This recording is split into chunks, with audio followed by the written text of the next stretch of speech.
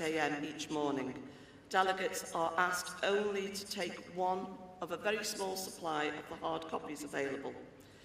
Delegates should make themselves familiar with the standing orders for conference, which are on the CAC 1. The CAC considered all motions submitted prior to the deadline. Any motion that did not meet the criteria has been referred to the MPF or NEC. All organisations have been given an opportunity to appeal the decision. Outcomes of those appeals have been communicated to the CLP's officers. Priority ballot is today, as you heard earlier. Both constituencies and affiliated delegate sections take part in the ballot. This year, there will be 7 topics that top the polls. Each section will be debated at conference. Delegates are reminded that they are voting on topics rather than specific motions, as more than one motion is usually submitted on each subject. Issues not selected for debate will be referred to the National Policy Forum at the end of conference so that they can be considered as the party's decision-making process, or to the NEC, who will report on the action taken. The full list of the motions available in the addendum CAC 1, which has been emailed to delegates prior to conference starting.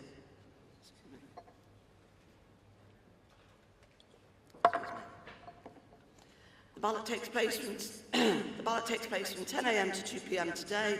The ballot area is located in ECL at the end of the atrium and is well signposted. To assist with crowding, there will also be ballot boxes available at either side of the hall during the opening hours. The results of the priorities ballot will be announced at the end of conference today. Compensating will take place this afternoon and evening with staggered start times. Can delegates who have motions in one of the successful policy areas please attend the corresponding composite meetings? Details of the composite meetings will be shown on the screen at the end of conference business today and will be read out by the session chair. I would like to remind conference only fully accredited delegates appointed in accordance with the party rules are entitled to move motions on behalf of their organisation. As with every year, delegates have access to delegate services, printing and computers, which are located near the ballot area. This service is available whilst conference is sitting. In order to maximise the number of delegates able to speak during conference, delegates will be only able to speak once from the floor in any one debate. Once in a debate, please do not seek to speak again, as you will be turned away. Movers are allowed 3 minutes and other speakers 2 minutes. Chair will make every effort to call delegates from across the conference floor. Delegates are to remain in their chairs and will only be called if they remain seated and indicating by a raised hand. Accessibility stewards can provide assistance where required. The NEC have agreed to move rule changes to debate by conference. These details are proposed in the rule changes to be debated today in CAC 1. All ballots taking place this week are detailed in the CAC report. They will be repeated in the CAC report for the relevant day. We received 43 emergency motions before the deadline, and 33 of them have been accepted onto the CAC agenda, onto the agenda. Those deemed as not meeting the criteria have been offered an appeal, which will take place today. The leader's speech will take place on Tuesday at 2 p.m. Further information will be provided in CAC 2 and 3 about accessing the conference. The conference charity this year is Liverpool Zoe's Place, which is founded in Liverpool in 1995 as the first hospice in the UK specifically for the needs of babies and young children. Details on how to donate are in the CAC report. The CAC and conference team have worked hard to ensure the best possible conference experience for everyone. We have accessibility stewards and our safeguarding team are available to ensure everyone has a safe and enjoyable conference experience. We ask everyone to play their part by treating each other with kindness and respect throughout the daily conference agenda, but also in the many fringe meetings, evening sessions and social times we spend with fellow attendees. On behalf of the CAC, I want to remind attendees about their role in ensuring the conference is a safe and inclusive experience for all children, young people and adults. We believe that everybody has the right to live their lives free from abuse, harassment and neglect, and conference should reflect that. All attendees are expected to demonstrate the highest standards of behaviour towards each other. If anyone sees or hears something that makes them concerned, they should report this to the appropriate services, either by speaking to the stewards or to a member of the safeguarding unit. Before I formally move the report, I wish to remind all attendees at conference that anyone wishing to enter the conference centre will need to be wearing their pass. This is also true for the conference hotels. As we want everyone to have a safe and enjoyable conference, the CAC, NEC, police, party and venue staff, security staff and stewards will be working very hard to achieve this. Chair, I move the report.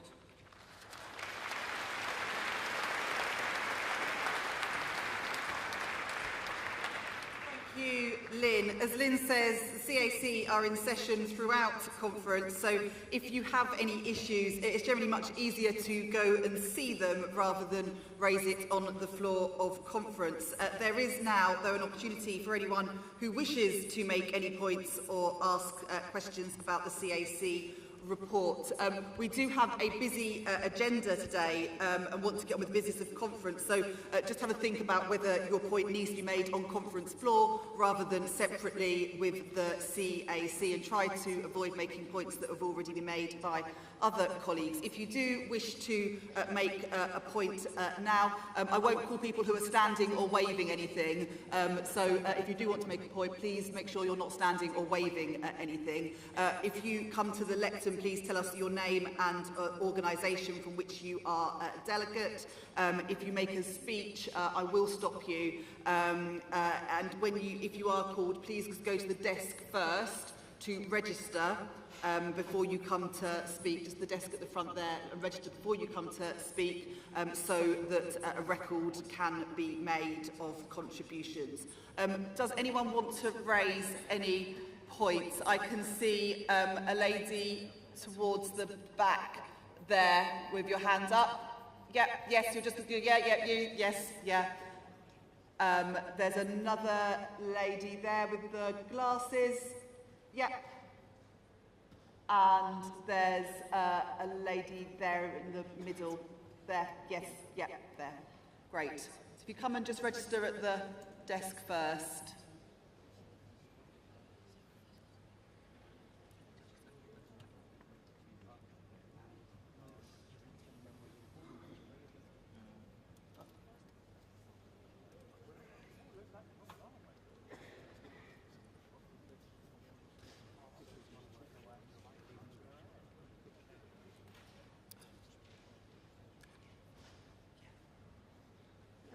Chair, thank you, conference. Pauline Bryan, Glasgow Kelvin, CLP. The CLP submitted a contemporary motion about Israel's plan to occupy Gaza City. Israel only announced this after the National Policy Forum report was published.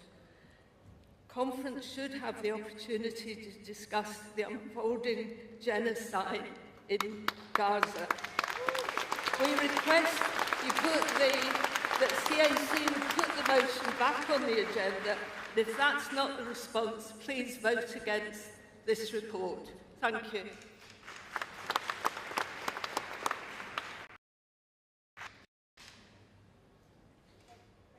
Next person.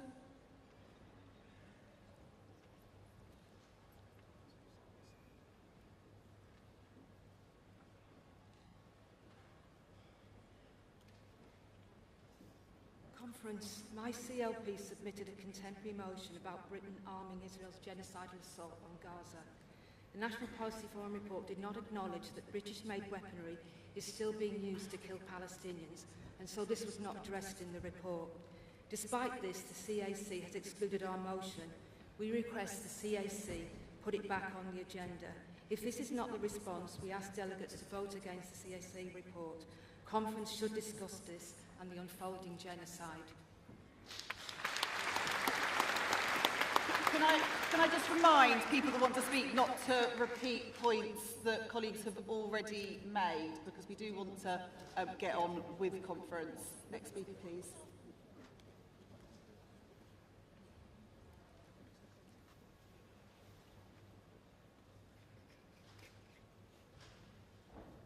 Carol Hayton, Horsham CLP, with a question. Thank you. With a question about the CAC's decision to rule out our housing motion and their failure to respond to our appeal.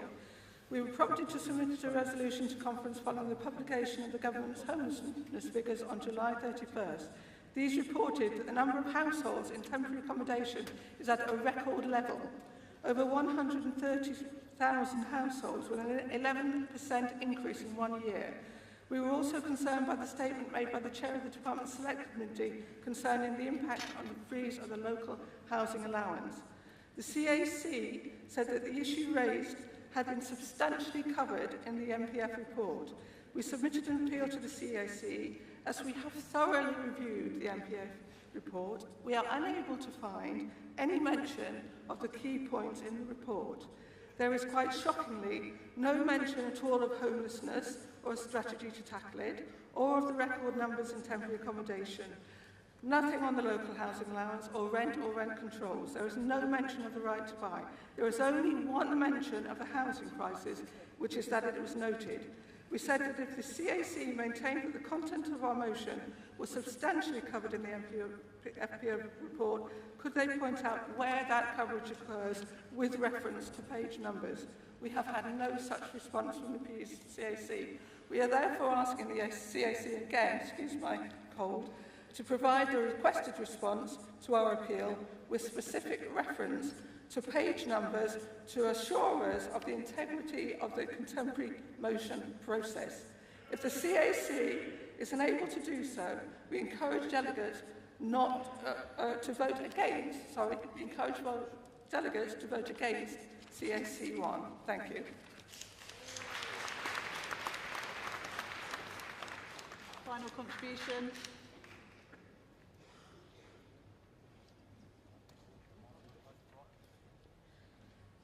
Chair, Conference, Councillor Lee Redmond, leader of the Labour Group on Somerset Council, and here this week is a delegate for Unite. Just a matter of, thank you. A point of accuracy, Chair. If you look at page 31 on the report 1 of the CAC report, I was a little bit confused. I note at the top there's an indicated rule change. I think, just to be clear, this is just a matter of accuracy as opposed to, there's no criticism to our hard-working staff. The important point is just accuracy here. I believe that on the left column is what it is reading, and on the right column is what it should read. I'm afraid to say there's been an error, and it both say the same thing. So could I ask for clarification of the rule change, please? Didn't see any more hands, so I'm going to ask Lynn to respond to those points. Oh, sorry, I can see one other person indicating over there. Yeah. I think that's the last of the contributions. I can't see anyone else indicating.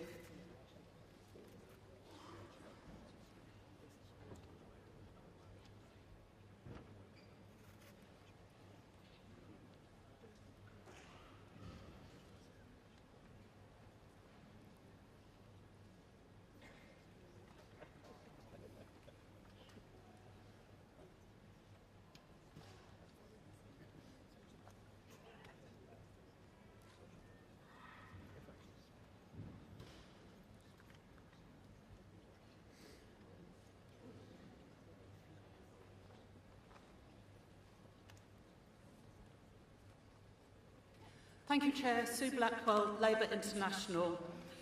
Labour International submitted a contemporary motion on Palestine. This was referred to the NEC, apparently because it relates to an organisational matter. This is rather obscure. but we presume that it's because there is a clause in it which calls for the Palestinian call for boycott, divestment and sanctions to be circulated to all our CLPs and members. We feel that this is an important matter. The whole of Palestinian civil society is calling for BDS. The call includes for a two-way arms embargo on Israel as part of the sanctions to stop this genocide. It's too important to be kicked into the long grass by referring it to another body, and I believe we need to have a debate at conference here this week. So we're asking for CAC to put this motion back on the agenda, please, and if it isn't put back on the agenda, we call on conference to reject the CAC report. Thank you. Okay, I'm now going to ask Lynn to respond to the points that have been raised.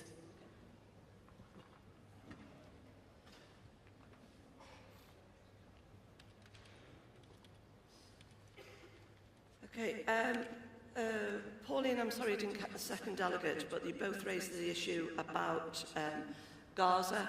Just to be clear, that has been reported back to the MPF and will be discussed there. There are also a number of emergency motions on the Middle East, and they will be discussed on the conference timetable. There will be a discussion on that topic, and it will be dealt with through the emergency motions. In terms of Labour International, if you wish to come and see us as to why it went back to the NEC and not to the MPF, please do so. It was because of an organisation issue, you're correct, so do come and see us about that. In terms of Jane's housing motion, that was referred to the MPF. You were communicated with, and to be honest, if you want to come and discuss that further with us, please book an appointment and we'll go through it with you in detail. And finally, our Eagle-Eyed Unite delegate, thank you. That was an error. There will be a date this afternoon and we'll come back to you with the amended wording. Thank you.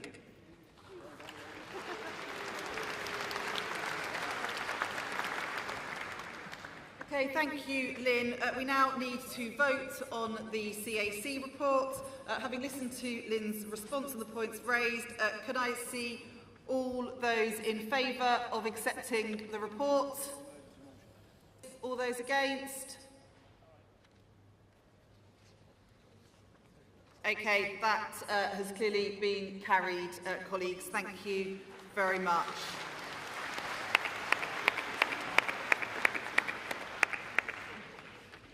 Conference, we've sadly lost a number of valued colleagues since we met this time last year in Liverpool, including the former Deputy Prime Minister John Prescott. The names of some of them are listed on pages 15 and 16 of the NEC annual report and in CAC Report 1, but there may be others as well who are known to you. Conference will celebrate the lives of our colleagues with applause, so please stand now, if you can, to remember all of those that we've lost.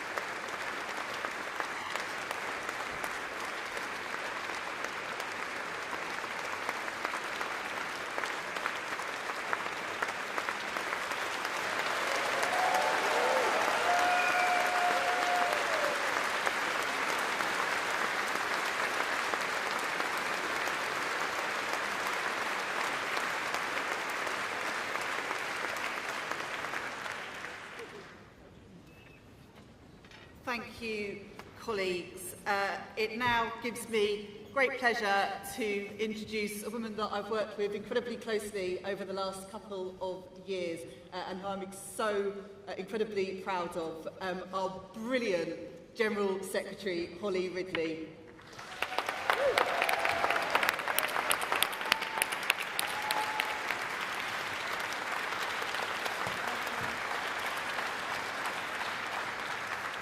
Thank you, Ellie, and good morning, conference. As Ellie said, I'm Holly Ridley, and I am proud to be the General Secretary of the Labour Party.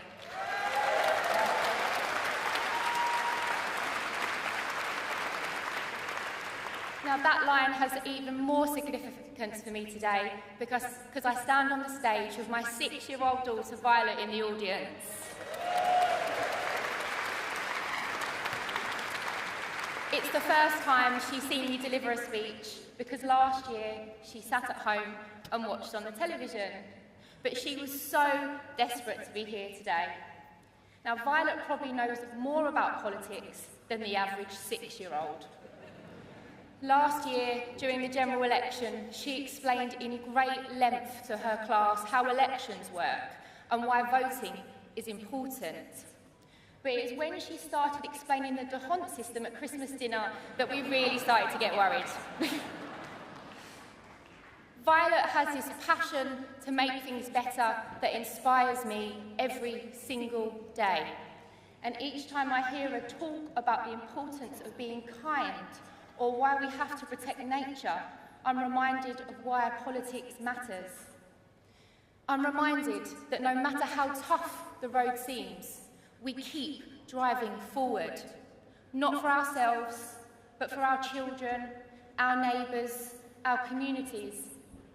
Each of us here is involved in politics to build a better country for those who come after us, to ensure that Britain's future is as proud as our past.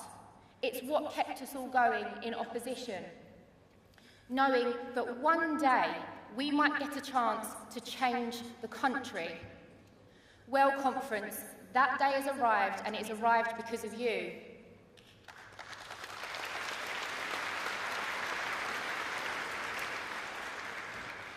Last year, we achieved something seismic, from the worst result since 1935 to a historic majority in just one parliamentary term.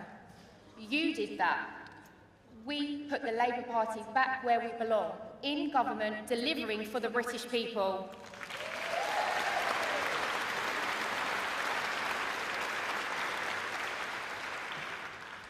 I will never be able to express my pride and gratitude to our members who worked so hard and gave so much to turn the tide of history back in our favour.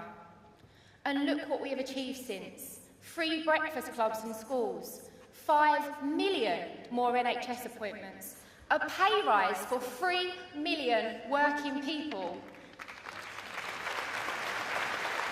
and conference, we are delivering the most comprehensive package of workers' rights in a generation. Labour values in action in government.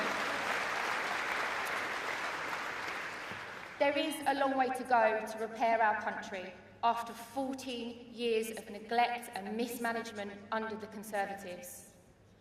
We are going to need to rely on every ounce of the spirit that got us here, the resilience, the unity, the ruthless focus on our goals. You see, conference, our country faces a growing threat, one so severe that it undermines the very fabric of our democracy. It's driven by those who want our country to fail, because if Britain succeeds, they lose. These parties, left and right, are colluding as one to sow the seeds of distrust. Their goal isn't power, it's to destroy people's faith in a system that keeps us all safe, a system that keeps Britain strong, because they thrive on the chaos. This isn't about an election. They want to use the politics of division to undermine our very way of life. And not in an abstract sense, but in a real, immediate way. And conference, it falls to us, the Labour Party, to defend it. Let's face it, it's not going to be the Conservatives. Gone are your grandparents' Tories. We may have disagreed with them, but they had a code, a value system. They have been replaced by the likes of Robert Jenrick, a man driven by nothing but his own personal ambition. Conference, the country can never be led by somebody like that.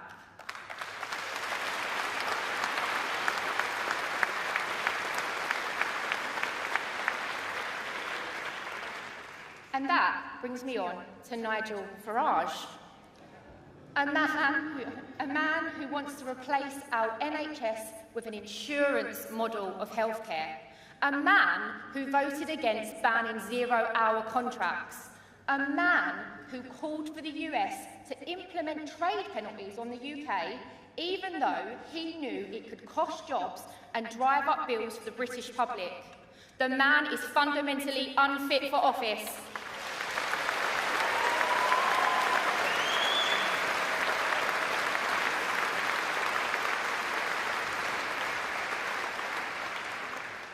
The stakes at the next election could not be higher.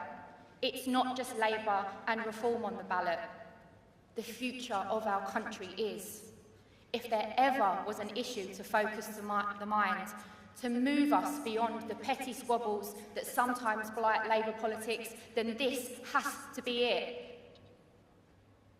To our members who give so much of themselves as they look to put our values in action, I cannot tell you how proud you make me to be Labour. To our elected representatives at a local and national level, the work you do on behalf of your constituents day in, day out represents the best of our movement. To our trade union colleagues, I see the hours you put in, the campaigns that you run, what you do to stand up for your members. You are the voice of working people in this country, not Nigel Farage.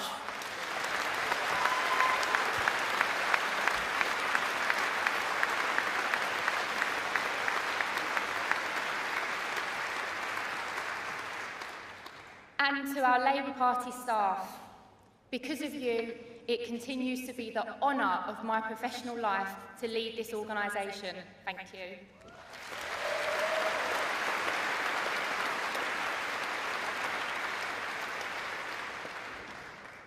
I want to pay tribute to Mike Crichton and Tom Sawyer, two titans of former staff who sadly passed away this year. Tom was General Secretary in 1997 and was key in delivering that historic result. All who knew him speak of him with great fondness. Mike was somebody I knew personally. I benefited from his sage counsel and his generous spirit on more times than I care to count. We will miss them both greatly.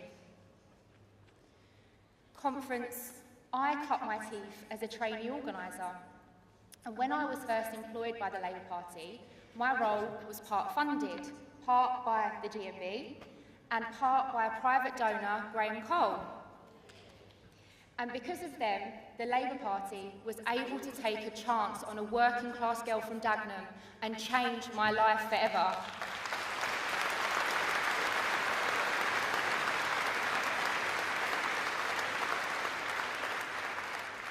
But being a donor to a political party isn't easy.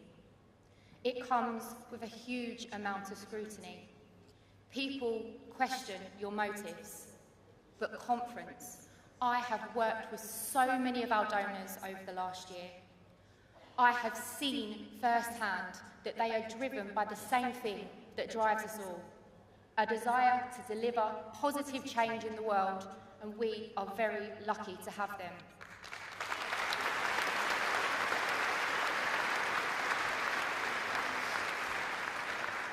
Conference, make no mistake, our opponents are better funded than you could imagine.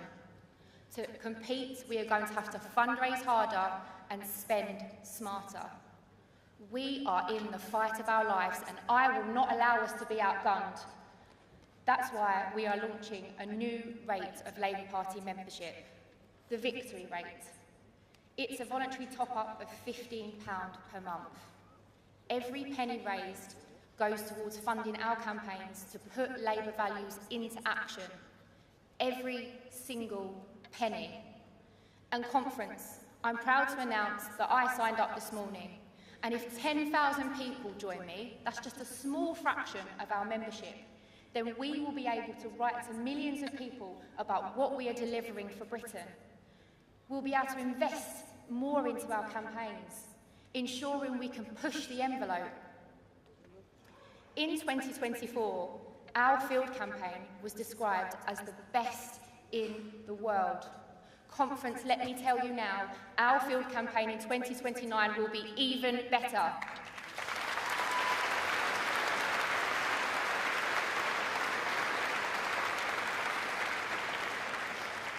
We are building a campaign machine that will push back the tide of division and hate. A machine that will ensure every second donated by our volunteers is spent delivering outcomes that change the future of this country. Today, we are launching a suite of products that allow us to do that. A new app, Labour One, that makes campaigning a safe and seamless experience. Providing our campaigners with the very latest in data analysis to shape your campaigns. We're investing again in our digital capabilities to ensure we can better compete in this new world of political communications. Our 2024 digital campaign was decades ahead of our opponents, but the landscape has changed fundamentally since then. We have to be sharper, more dynamic and smarter than ever just to be heard. If we attempt to fight the last election again, we will lose, and we will deserve to. Your hard-working Labour staff have been beavering away for months on the latest campaign innovations, and they will continue to.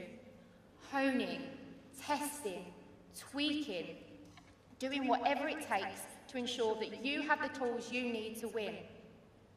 But conference, it's no use investing in our technology if we're not investing in our greatest asset, you. That's why we're going to continue to focus overwhelmingly on training for our members. We are upskilling our members in digital and campaign comms. We're investing in our campaign summer schools, providing our campaigns with the very best advice from the best campaigners around. We're launching Campaign 365. We've built a new website with shareable videos that deliver our message of hope to the British people. You've asked for the tools to do the job, and this platform is just the start, conference.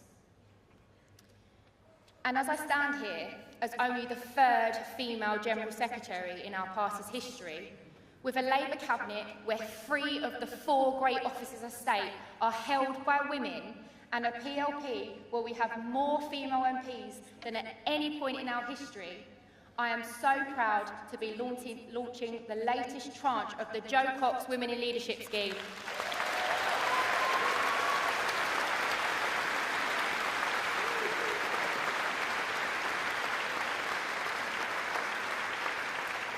So many of our latest cohort of female MPs are graduates of the scheme, and I'm delighted that we can continue Jo's legacy by building up the leaders of the future. Conference, in just a few short months, we face a significant set of elections.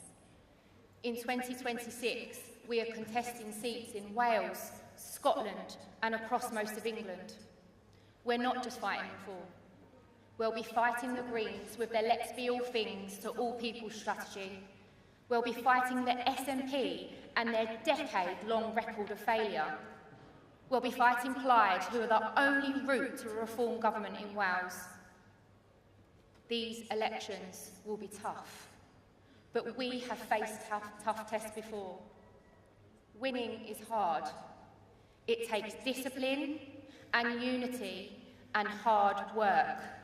But we know how to do it, and we'll do it again. And conference, don't listen to those who have written us off in these elections. Wait, no, I want you to listen to them. I want you to let it kindle a fire inside of you. These are the same people who have written us off before. They were wrong then and they are wrong now.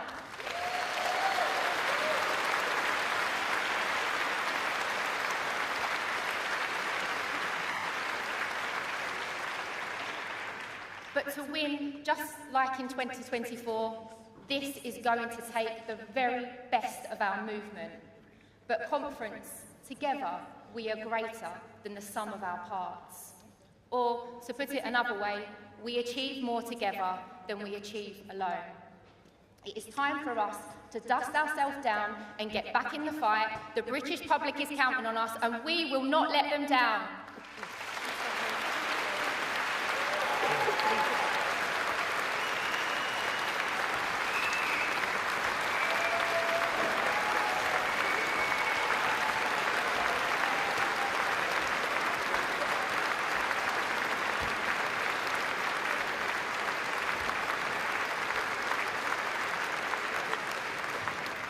Thank you, Holly, and for all the incredibly hard-working Labour Party staff.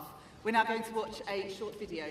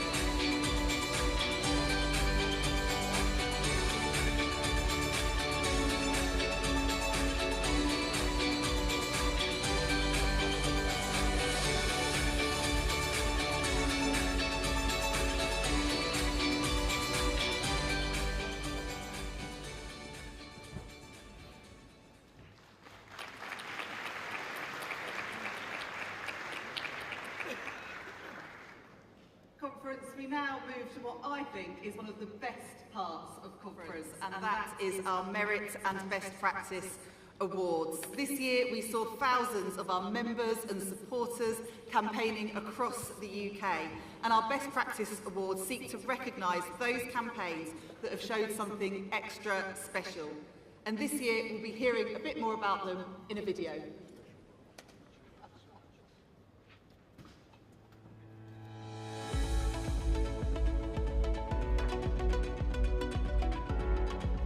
I'm absolutely delighted on behalf of the North Tyneside Labour team to accept this award. I know it means such a lot to everyone in the team. We've got a really good campaign, consistent, relentless, everybody worked really hard and against the odds really. We did hold the seat for Labour, beating off the Tories and Reform who came second. We've got a really consistent campaign with targeted key messages through high quality print and digital ads. And we really controlled the narrative. I think that was really important. We didn't sink to the levels of the opposition who had extremely negative campaigning. I want to say a huge thank you to my campaign manager, the legendary Eddie Daw, and to the whole campaign team. Everybody worked really hard. We stood together, we were united, and we worked tirelessly to hold the seat for Labour in a fourth consecutive term of office for Labour in North Tyneside. Thank you. Hi folks, Councillor John Kevitt here from Bristol Ward in Blackpool. Just wanted to say a massive thank you to our digital team who worked so hard at last year's by-election in Bristol. Without their support we wouldn't be able to win. The digital team worked in tandem with our traditional ground game.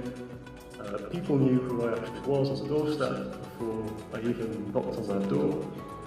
And frankly this election was ours to lose, but we won it. It's the first time in 27 years Labour gained a seat here in Brisbane, and we're going to do it all over again in 2027. Thank you.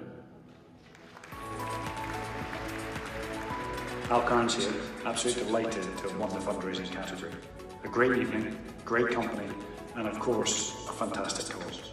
It was great to talk through politics, have a look at what the future brings, and we even talked through global affairs, even strayed through my recent summit of Everest. Now, as with all of these things, you're only ever as good as your team. So thanks to the regional team, and of course thanks to the legendary Selly Oak CLP. Importantly, huge thanks to Baroness Jackie Smith for co-hosting. So thanks for the award. I'm absolutely here to help in any way I can, and please have a great conference everyone, and hopefully catch up with you soon. I'm out in the Norfolk countryside. We won 4 parliamentary seats in the general election last year and attracted a lot of new activists. With the county organiser, we've built a campaign cohort working across Norfolk, supporting each other and preparing people to be candidates in our next local elections. We're in the devolution priority programme, so we didn't have county elections last year, but we've kept them together in a WhatsApp group, sharing good practice. We've set up regular away days for training, bringing them together with experienced councillors, group leaders and MPs. We've got a pipeline of new activists and candidates working together. And we've also been available to work across Norfolk, wherever there's been by-elections, and indeed beyond our county, to support elections in the eastern region. We want to keep our campaign cohort together, ready for when they need to face the electorate and hopefully win and build Labour support in this county. Hi, David Russell here, MST for Hamilton, Blackhall and Stonehouse. We are delighted to have won this award. We'd like to extend a sincere thanks to all the Labour Party, members, affiliates and friends who supported the campaign and made this victory achievable. The press had actually written us all off, however, with hard work, listening to people, listening to the issues that concern them, that made a difference. This victory showed that the people of Scotland are crying out for change, and it's a stepping stone in the road to victory in next year's Holyrood elections, where the people of Scotland will elect the next Scottish Labour government.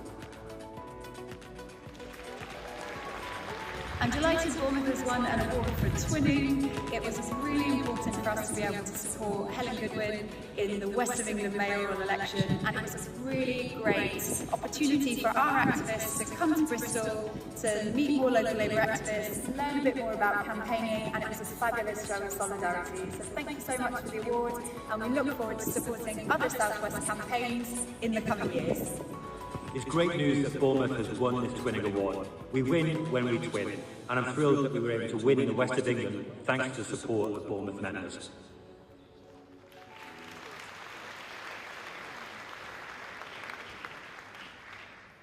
This year we have merit awards for Ariana De Freitas and John Nelson.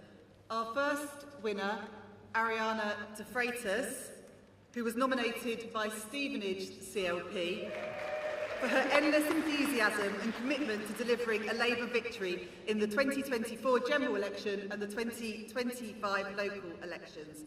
From delivering leaflets to running boards across Stevenage, Ariana has worked relentlessly for a Labour victory.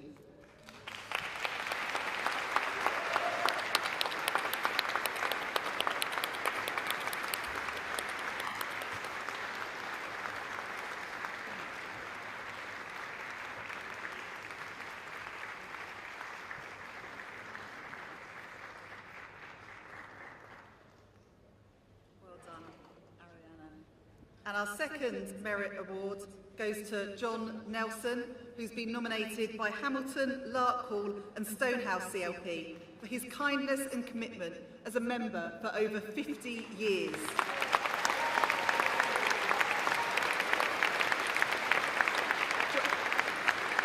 John has been the heartbeat of the CLP for many years, and as Secretary has fostered an inclusive and welcoming environment for all members.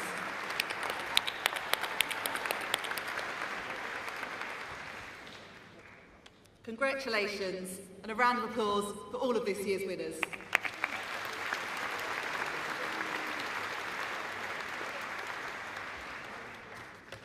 Conference, we now move to the MPF Chair's report, which is me.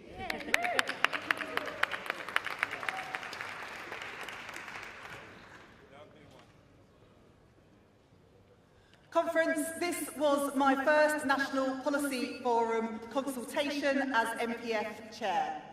It's been an honour to chair this vital link between our party in government and our wider movement. I was first elected to the National Policy Forum 25 years ago as the youth representative for London. Back then, as a young activist, at every meeting I campaigned for two things.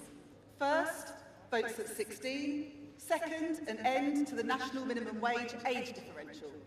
Fast forward to today, and it is this Labour government that is now legislating for votes at 16.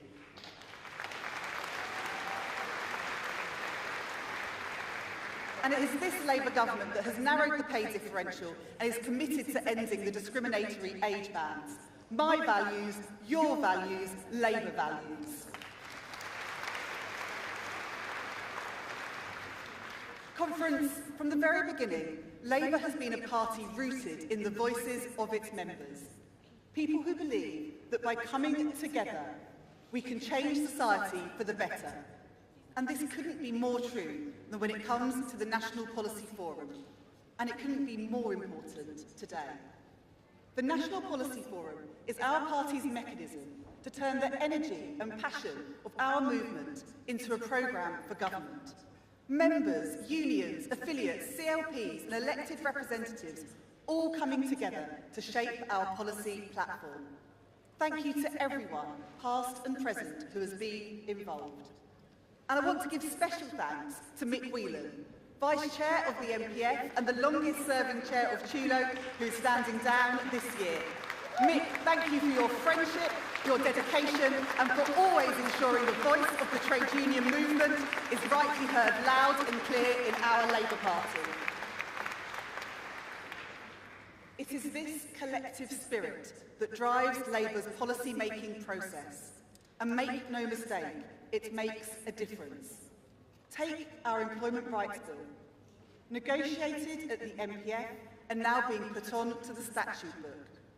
I want to pay tribute to the leadership of Angela Rayner on this.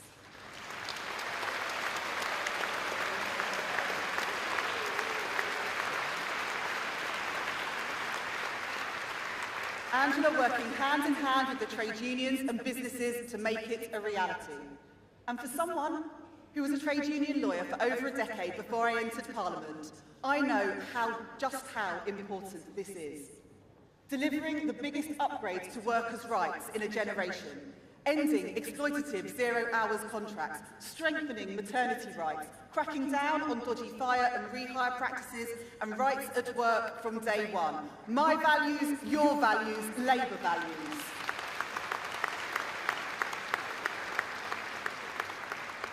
And that's just one example. Great British Energy, an idea championed through the National Policy Forum. Now a reality as a public company driving forward our mission to be a clean energy superpower. Free breakfast clubs in every primary school, ensuring that no child starts the day too hungry to learn, a policy shaped by members and now being delivered by a Labour government.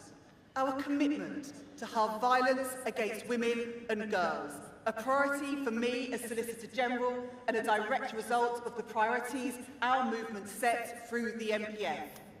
And the MPF's call to put a Hillsborough law on the statute book, a landmark step to end the culture of cover-up, hold public officials and authorities accountable for their actions, and to close the chapter on one of the darkest days in British history. My values, your values, Labour values.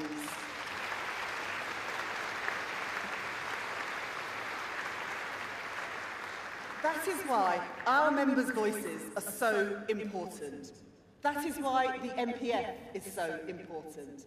And that is why it matters so deeply that we have a Labour government. Because when we win, our ideas, our policies and our values are turned into action.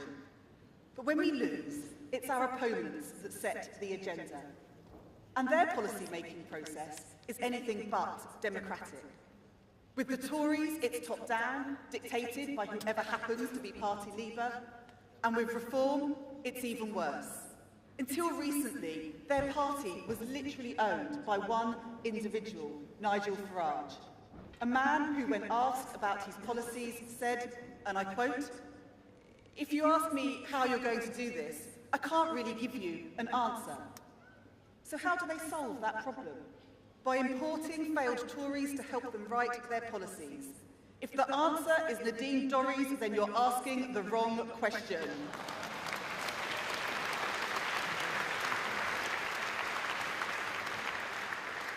Conference, that is not how a serious party responds to the challenges our country faces.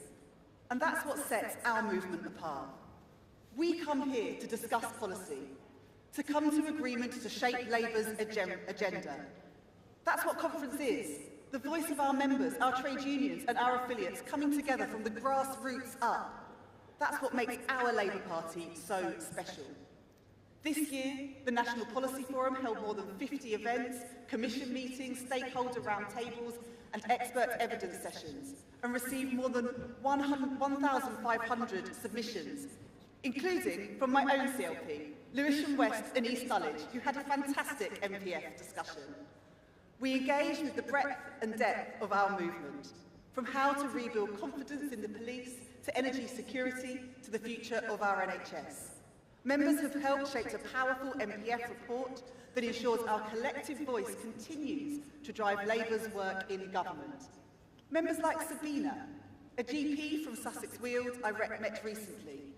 She brought her frontline experience to the MPF, making a powerful case of how we can cut hospital backlogs and improve patient care by revitalising community healthcare and bringing back the family doctor. Or our affiliates, like the Fabian Women's Network, reminding us there is a well-established link between women's poverty and child poverty, and that both must be addressed in any serious strategy to tackle child poverty. That's what makes the MPF special. Real knowledge, real life experience, feeding directly into how Labour will renew Britain. Conference, whenever our nation has stood at a crossroads, whenever the future is uncertain, our Labour movement has led the way towards fairness, towards security, towards hope. The creation of the NHS out of the rubble of war. Setting up Sure Start to give every child the best start in life. The national minimum wage to deliver security for working people. At every defining moment, Labour has looked the country in the eye and changed it for the better. The case is no different now, and our ambition is no less bold. It's laid out in the MPF report that's before you today. Clean power by 2030, an NHS ready for the challenges of tomorrow, an economy that rewards hard work, safe communities where people feel proud to live, a country where every child can climb higher than the generation before. That's what we're putting into action. My values, your values, Labour values. Thank you, Conference.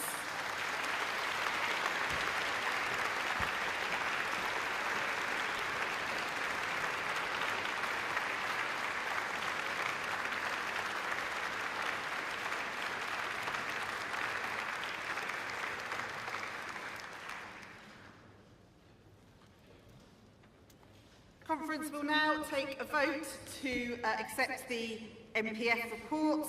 The vote will be by show of hands. Can I see all those in favour of the report? Thank you. All those against? Thanks, colleagues. That is carried.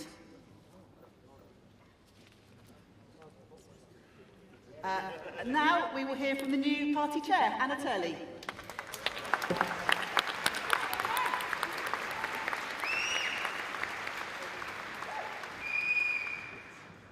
Conference, it is the greatest honour of my life to stand here as your party chair.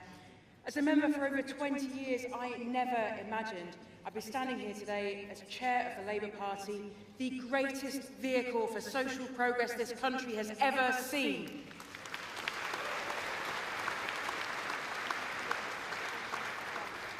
and to do so now at just the start of a new era of a great and historic reforming Labour government. Conference, I'm so honoured and I'm so fired up. And what a trailblazing team I join, the most working class cabinet in our country's history. 3 of the 4 great offices of state held by women for the first time ever.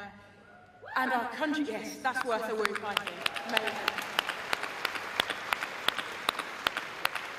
And our country's first ever black Deputy Prime Minister.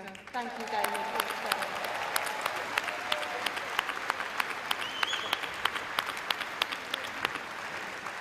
This is a cabinet shaped by lived experience. It's grounded in Labour values, and it's united by one mission: to deliver for the working people of Britain. And Conference, I also want to start with a huge thank you to Ellie for your fantastic stewardship of our party through the election campaign and throughout our first year in government as our party chair. Thank you so much, Ellie.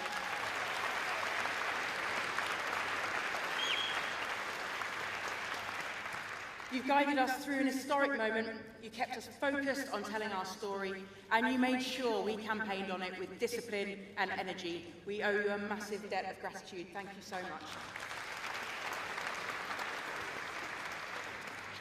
And I also want to thank our NEC members, past and present, our incredible party staff, and most importantly of all, you, our members, for your tireless support and your incredible work up and down the country. It's your dedication that keeps this party alive. It's your energy that powers every single campaign, and it's your belief that makes the Labour Party strong. So as party chair, I'm absolutely determined to work with you to build on this, to prepare us for the battles ahead, to keep Labour absolutely rooted in the real lives and the everyday concerns of the British people. And Conference, as someone who has lived the highs and the lows of Labour politics, I know just how important this is, because I know what losing feels like. And I know what it means when Labour goes in the wrong direction. In 2015, I was elected as a Labour MP for Redcar, and I saw then what the reality of a Tory government meant to my community. When they turned their backs on our steelworks, we lost 2,000 jobs and a world-leading industry overnight. But in 2019, when Labour suffered its worst defeat since 1935, I lost Redcar to the Tories, the first time they'd ever won that seat.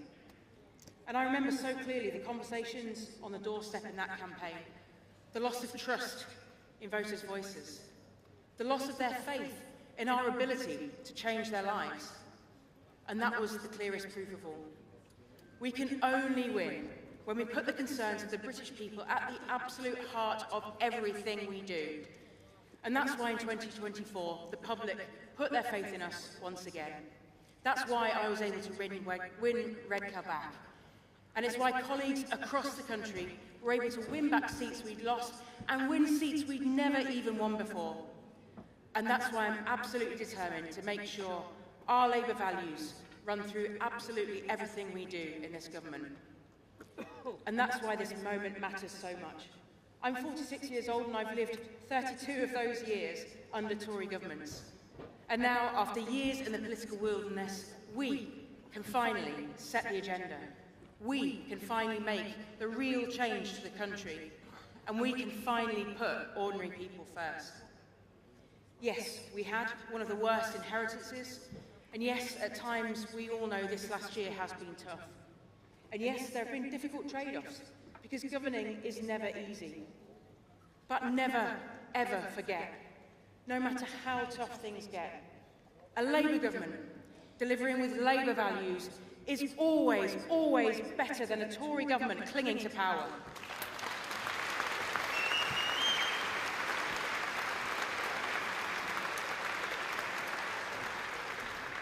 And let's just look at the legacy they left behind. Liz Truss crashing the economy with her reckless ideological mini-budget. Boris Johnson destroying public trust with Partygate. And Theresa May presiding over the Windrush scandal. And I won't even mention David Cameron. Tory leader after Tory leader failing to care for ordinary people. Failing to make our country fairer. Failing to make Britain stronger. Conference, we exist. Labour exists to improve the lives of working people. That is the promise we stand for. That is the purpose that drives us every single day. And this last year, we've made some incredible progress, and we should be really, really proud of that. We said we would kickstart economic growth, and we have. The fastest growth in the G7, 5 interest rate cuts, the minimum wage raised for over 3 million people in this country. That is an incredible achievement. We said we would tackle the NHS crisis, and we are. Waiting lists have fallen, and we've delivered more than 5 million extra appointments. We said we'd back working families, and we're doing just that. 30 hours of free childcare for every child from 9 months to 4 years, saving parents up to £7,500 a year. That is an absolute game changer. At conference, we know the job is far from done. We know there is so much more to do. And we know the path ahead will be difficult. But this is just the beginning of our journey. And right now we stand at a historic turning point in our country's future. This is a moment to decide who we are and what kind of country we want to build. A fairer Britain, proud of itself again, in control of its own destiny, or a return to the path the Tories took us down, quick fixes, division, decline. Conference, Labour's vision of national renewal can only be built one way, by all of us standing together, united. But while we're working for the common good, Nigel Farage's reform would drag Britain back into decline. And make no mistake about it, that is the real risk at the next election. They'd hand our NHS over to multinational insurance giants. They'd roll back workers' rights while giving billionaires unfunded tax cuts. They'd wage a war on clean energy that would put nearly 1 million jobs in places like my home of Teesside at risk. These are not the choices to benefit working people. And let's be clear, the Reform Party isn't as new or different as they'd like to claim. They're a party of recycled Tories with recycled ideas. And they stand ready to exploit division for their own political gain. Masquerading as patriots, while their leader jets to the US to call for trade penalties on the UK. And on issue after issue, asylum, online safety, how to pay for their policies, they have no serious answer on how to fix things. Aside from saying, I don't know. Conference, that's reform. Cuts, chaos, and trying to turn people against one another. Not a plan for Britain, but a threat to everything our Labour movement has fought for. And that's why, with the elections in 2026, we've all got to campaign harder than ever before. From Scotland to Wales, from Tyneside to Tamworth, from Wigan to Worthing, Swindon to Stevenage, London to Leeds. Because remember, change doesn't happen by accident.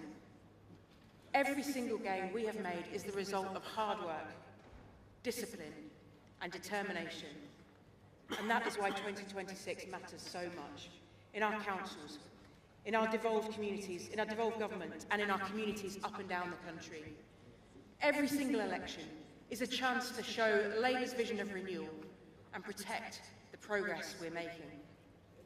A higher minimum wage, shorter waiting lists, free school meals, these are not accidents. They're choices. Choices made by all of you. Choices for working people. Choices that no other party would make. So, let us go into 2026 with pride in our record, with confidence in our plan, and with unity in our purpose. Because Britain today faces a choice between decency or division, between renewal or decline, between hope or cynicism. Labour's chosen decency. Labour's chosen renewal. Labour has chosen to give Britain back its pride and its hope. So confidence, together, let us give the British people the chance to choose that too. Let's make sure that together, Labour wins and Britain wins. Thank you so much.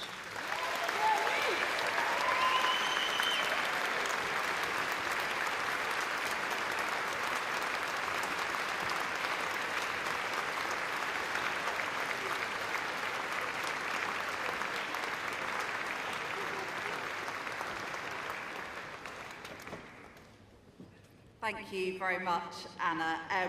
We've now got Bev Craig, the leader of Manchester Council, who will be giving this year's local government report.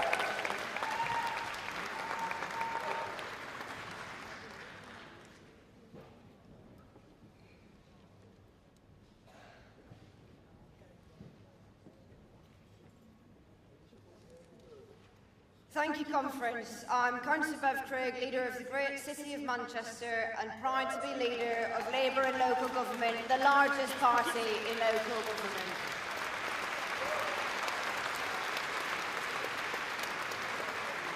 To every single one of our 6,000 councillors serving their communities day in and day out, I want to thank every single one of you for the difference that you make. Thank you.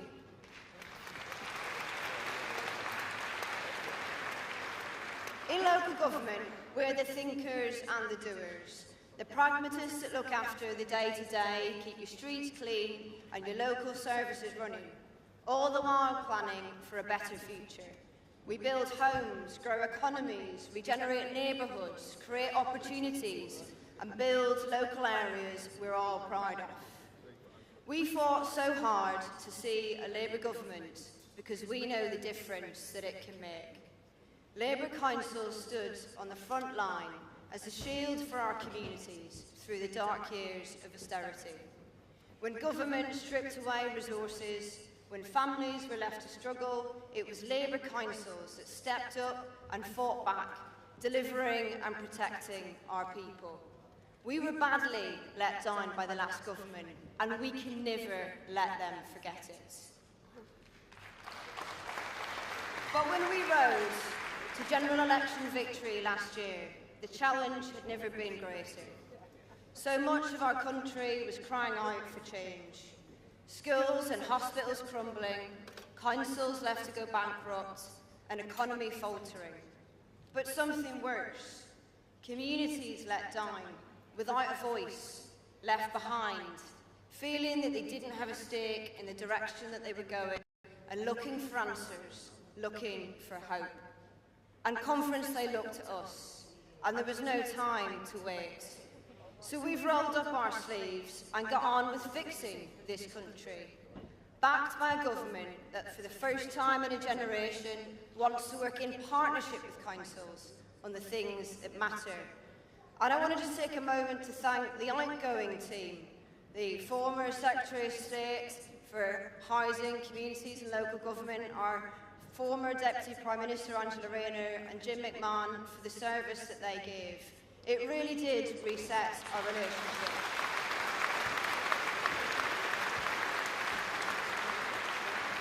And I'm equally excited and confident in the new team that we have, with Steve Reid, Ali McGovern, Miata Fambola, a really exceptional team that will work with Sam Dixon and Sharon and so many others to get us what we need.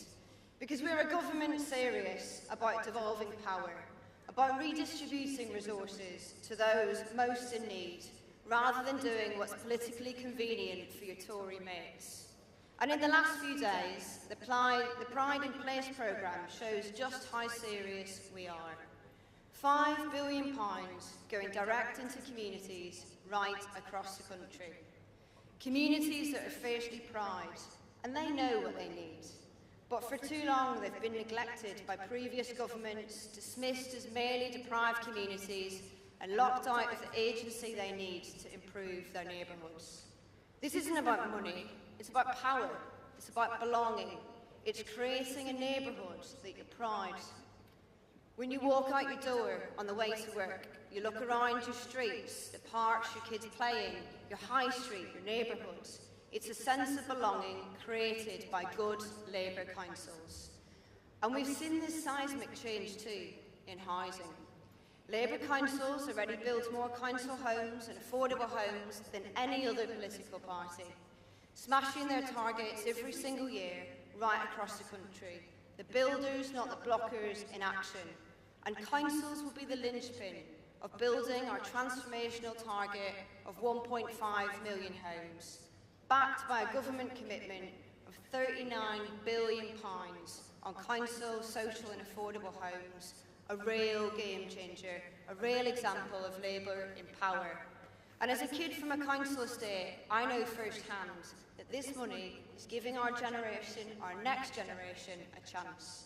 From new towns to tackling homelessness, national and local government working as one to tackle the housing crisis, and together we will. For years, Labour in local government has been ready to deliver. And now, with this national Labour government, we have the ambition to achieve what we want to set out for the country. But let us be clear, May's elections will be tough. Attacks from those who want to divide our country and the toxicity that's infected our public discourse. We stand at a cliff edge in this country, battling for our futures, for something deeper than our party, the choice between decency or division, hope or fear, renewal or decline. At this moment, it has never been more important that we show the public the best of Labour. Labour rooted in communities, Labour delivering, Labour making a difference. Conference, Labour local government is the front line of change. We're the face of our party in every city, every town and every village. We are proof of what Labour in power looks like. So I ask you, when you go back home, support your Labour councillors, campaign for them, knock on doors for them, stand shoulder to shoulder with them, because every council we hold in May 2026, every community we serve, is a step towards a fairer, greener, more hopeful Britain. So let's go out, let's support our councils, and let's win together. Thank you, Conference.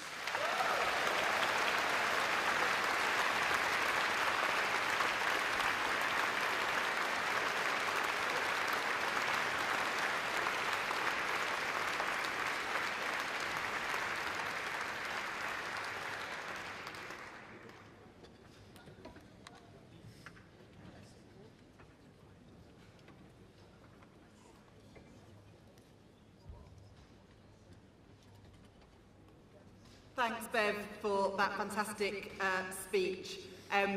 We've got a really busy agenda of speeches over the next couple of days, and starting us off, I'm very pleased we've got Steve Reid, the Secretary of State for Housing, Communities and Local Government. Steve.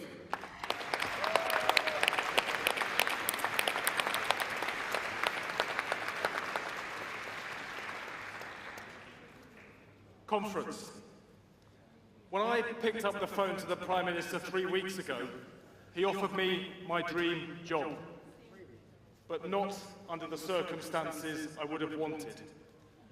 So can I begin by thanking my good friend Angela Rayner for all she has done for our party and our government over so many years. For workers' rights, for local government, for building council homes, Angela, you are a true working class hero.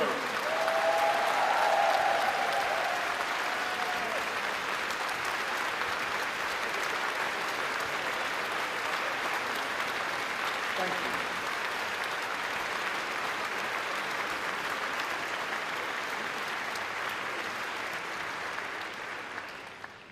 Now, Angela knows, as I do, that everything we hope to achieve as a government is only possible if we get Britain building. The Tories spent 14 years blocking the homes that people need. They didn't just hold back the economy, they crushed the dreams of families who couldn't afford a decent home. Well, Conference, no more. We will fight the Tory blockers and give working people the key to a decent home they can afford to live in. I will do whatever it takes to get Britain building again. And we won't just build homes, we'll build communities. And not just communities, but entire towns. Our party built new towns after the war to meet our promise of homes fit for heroes. Now, with the worst economic inheritance since that war, we will once again build new towns with homes fit for families.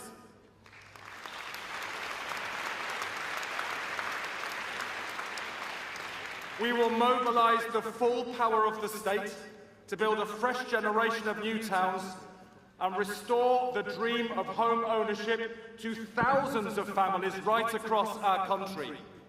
I can announce today that we will go ahead with work in at least 12 locations, with Tempsford, Leeds South Bank and Cruise Hill identified as 3 of the most promising sites. We'll build homes people feel proud to live in, communities with schools, hospitals, good public transport, green spaces on the doorstep, and the investment that brings good, well-paid, unionised jobs to the area.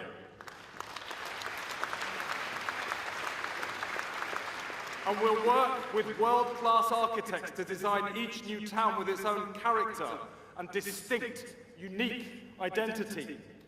We'll back the builders by streamlining planning rules so local people have a voice, but we can get spades in the ground much faster. So we'll start building homes in at least 3 Newtown locations before the next general election. And that's how we'll build 1.5 million new homes in the lifetime of this Parliament.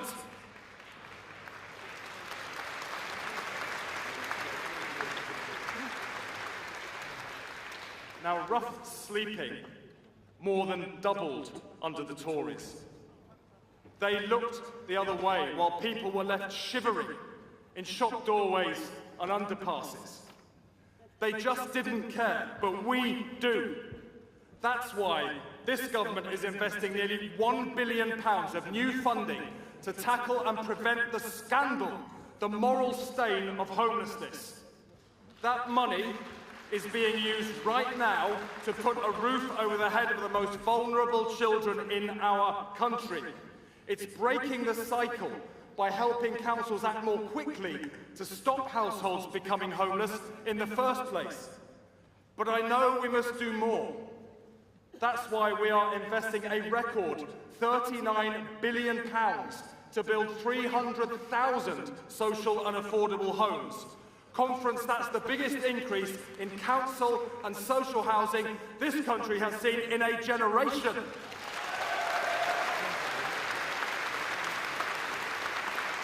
And it means we can offer a safe, decent and affordable home for every person, for every family in our country.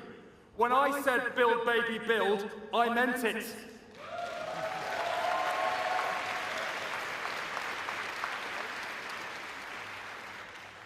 Now, each of us is shaped by the place we belong to, where we live, where we grew up.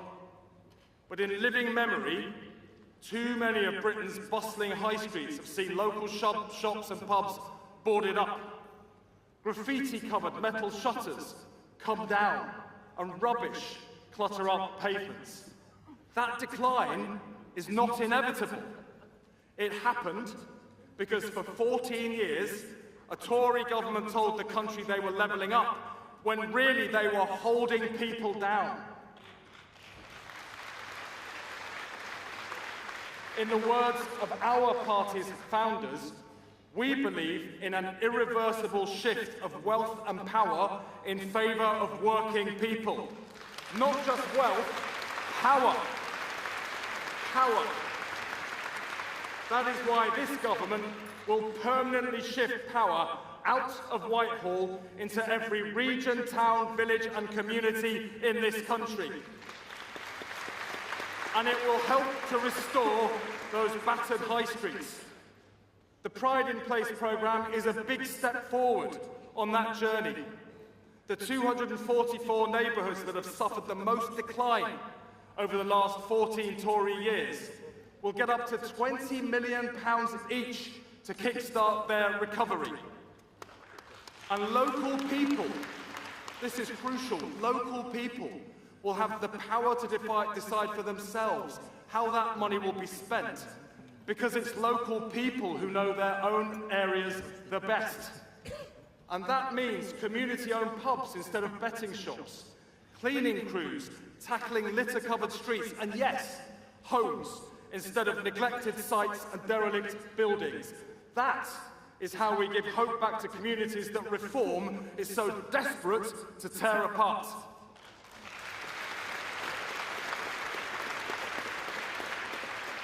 A shared pride in your hometown is the bridge away from decline. And by bringing communities together, we bring our whole country back together again. Now, I still remember the silence around the dinner table, the day our local factory closed and my dad, grandparents, uncles and aunts all lost their jobs. Our whole community saw its heart ripped out. People were powerless as their lives were thrown on the scrap heap. That is why, first as a council leader, then as an MP, and now in this job, I have a driving mission, and it's to give people up and down this country the power they need to shape their own destinies. I've taken an incredible journey from a town hall to Whitehall, but I never forgot where I came from. To our amazing councillors, Labour mayors, and the council employees who work for you, I want to say thank you for everything you do to improve people's lives. You are heroes. You make a difference every single day.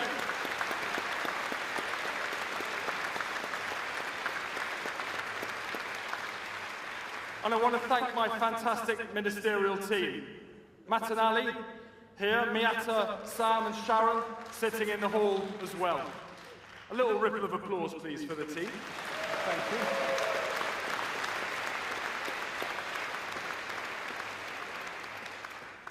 We know that national renewal depends on the renewal of every town, village and community that makes up our great country.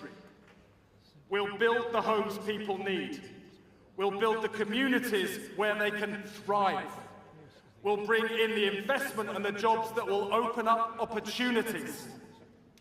But conference, I want to leave you with the words of Nye Bevan, that Labour hero, speaking on the Labour conference stage in 1945, addressing a party on the threshold of government and a nation recovering from catastrophe.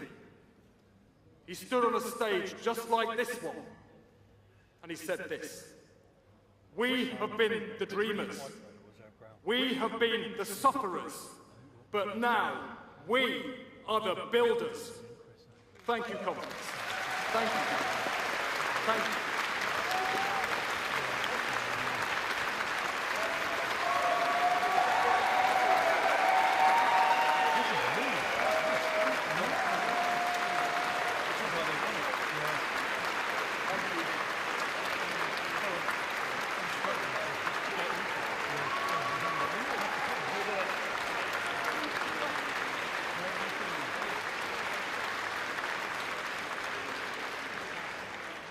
Thank you very much, Steve, and I love the hats. They're brilliant. Oh, one for me. Brilliant. There we go. I'll end conference with this on. Right, thank you, Steve. And with that, we are adjourning for lunch. We'll be back at 2 o'clock this afternoon. Thanks, colleagues.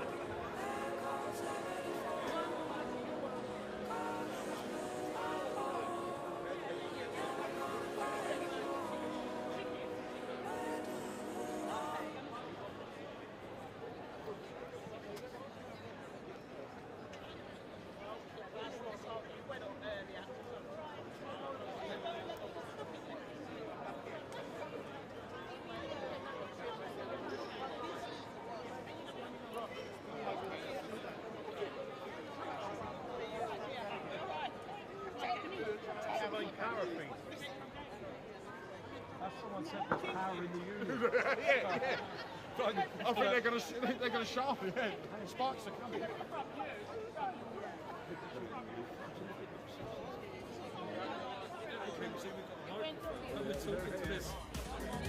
Yes, I'm sorry.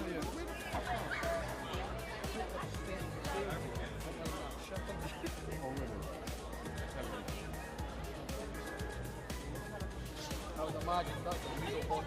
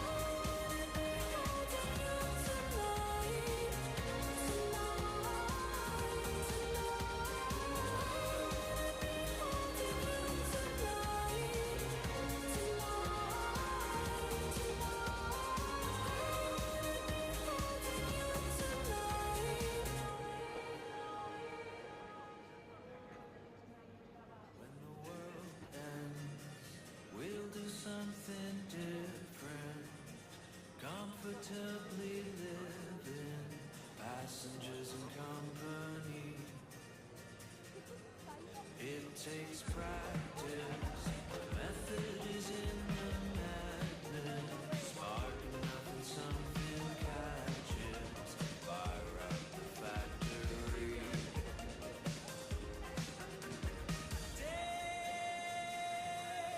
Same as always, somewhere halfway, something new. When the day comes, I'll be amazed the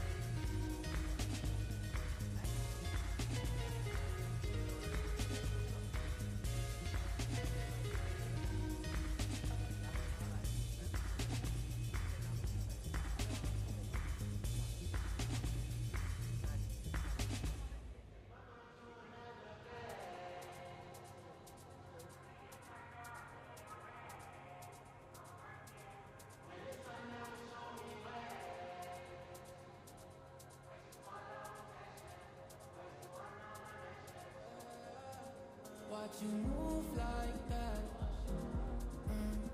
Watch you move like that. Got me spinning around the sun. I can't choose my past, but I can choose you next. I don't wanna let you down. Oh, baby, come ride with me. Stop when we get high with me. I love when you roll with me. Talk to us, no lies. This ain't no love song. Ain't far from confessions. I feel your intention, and you by my side. Take my mind to another place. Feel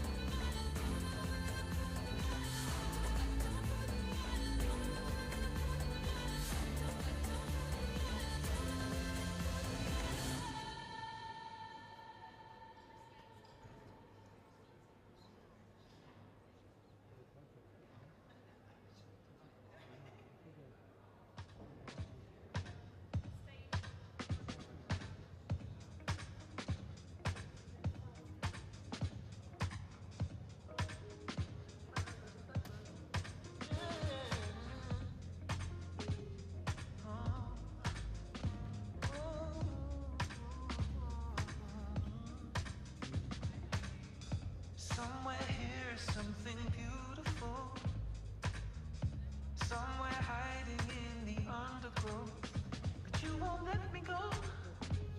Huh. You won't let me go. See the smoke from the wildfires, feel that burning heat from your desires. You won't let me go. No, baby, you won't let me go. If you won't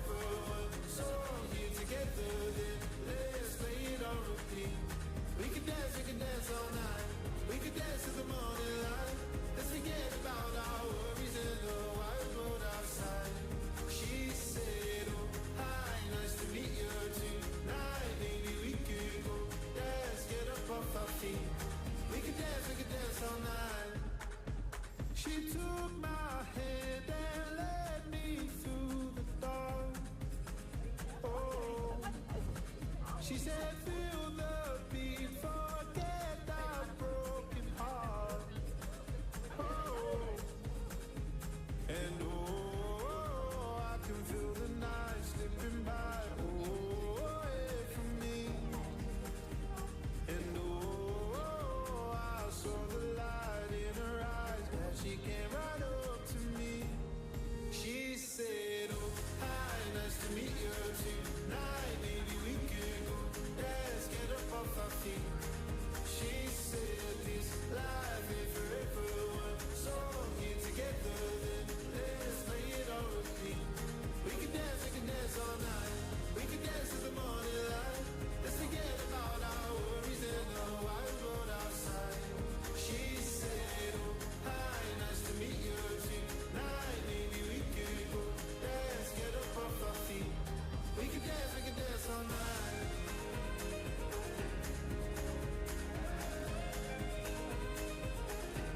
We can dance all night.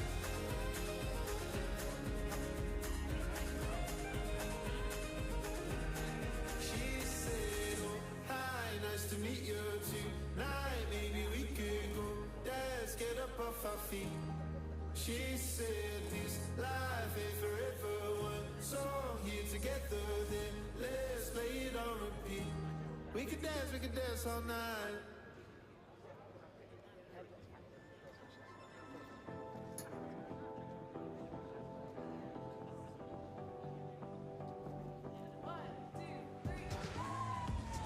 What's it about a kiss that makes you feel like this? Makes me an optimist, I guess. I always jump too quick, hoping this one might stay. Hopelessly romantic, and you said, hey, and I said, hey, what's your name? Come with me, 'cause when I see your face, the sweetest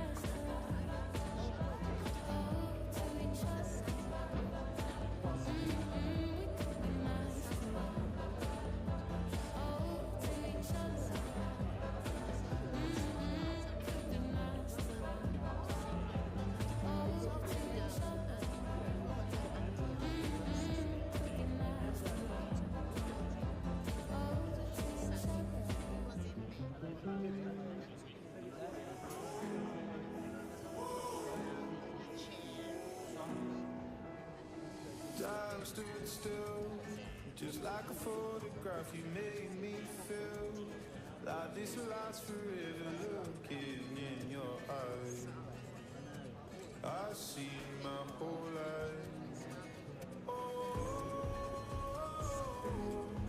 They say you know it when you know it, and I know.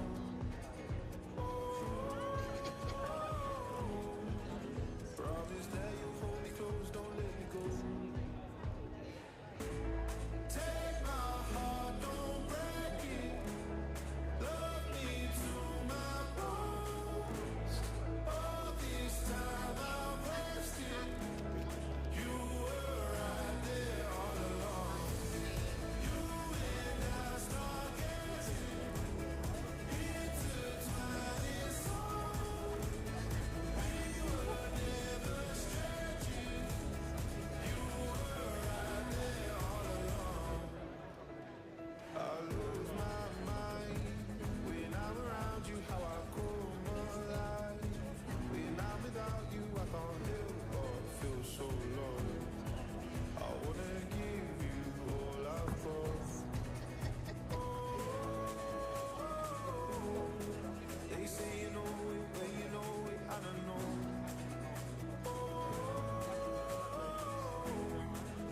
Promise that you'll hold me close, don't let me go. Take my heart, don't break it. Love me to my bones. All this time I've wasted. You were right there all along. You and I start getting intertwined in song. We were never strangers. You were right there all along.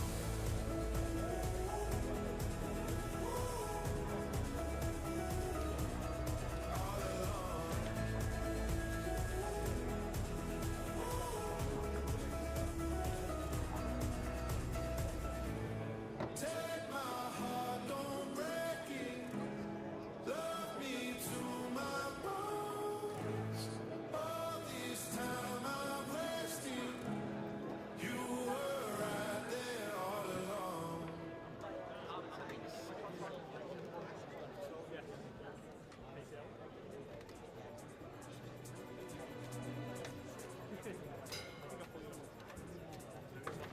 It's just back here. DJ? How are you doing? All right. All good?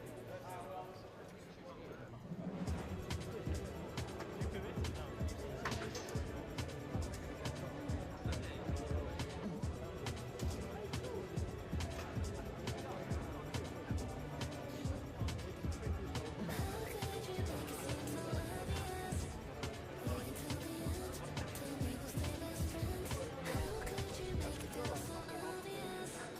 Could you make it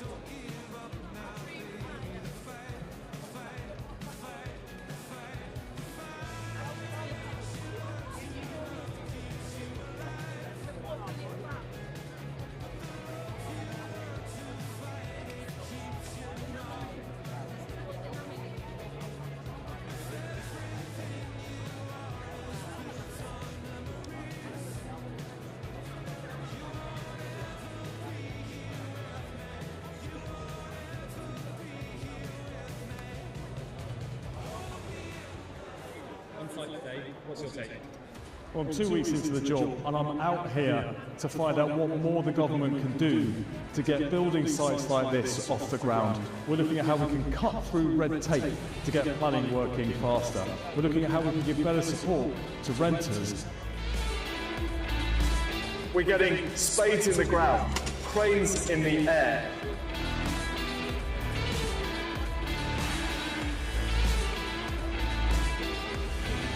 We'll work with local government so we can get building faster, and we want to get the key to a decent home into the hands of people in this country who desperately need it. More homes like these.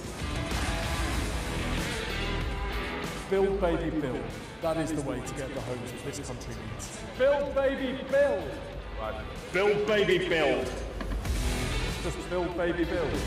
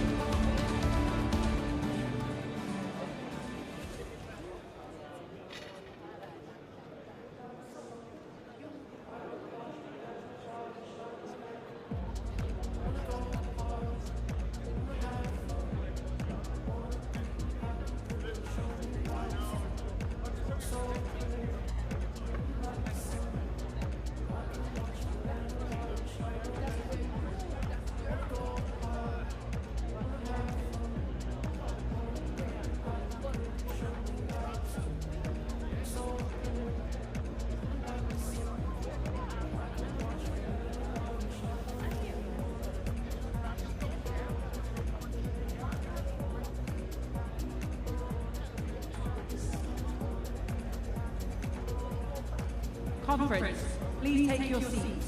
The session is about to begin.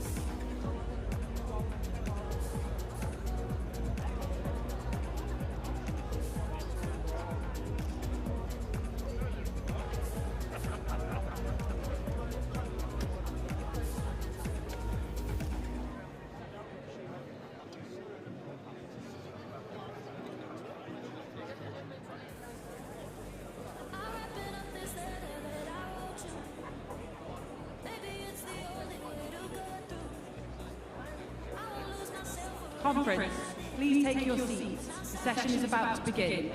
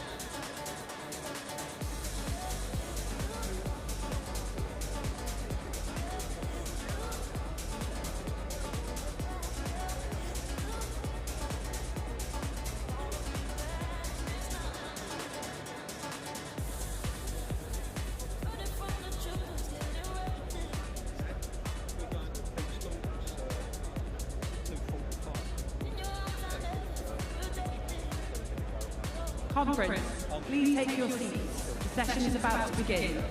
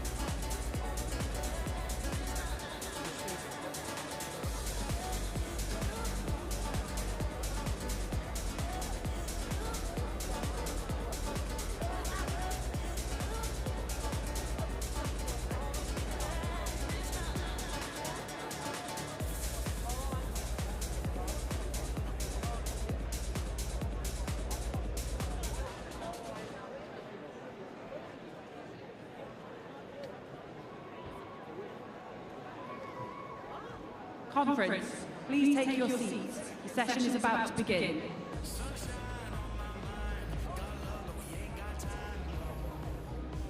Conference, please welcome Peter Wheeler and the Platform Party.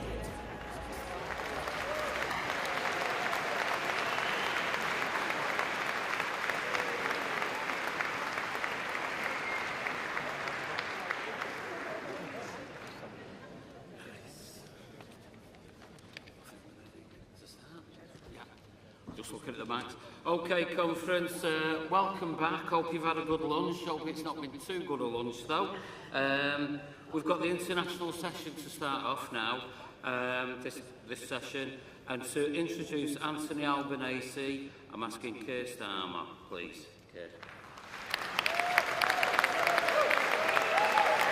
Thank you.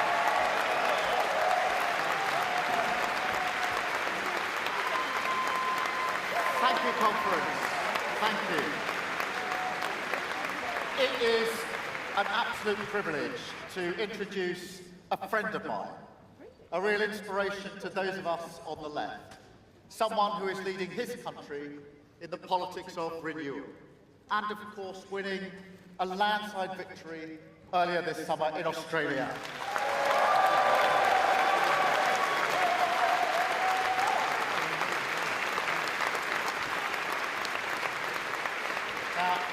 Albo and I have known each other a long time.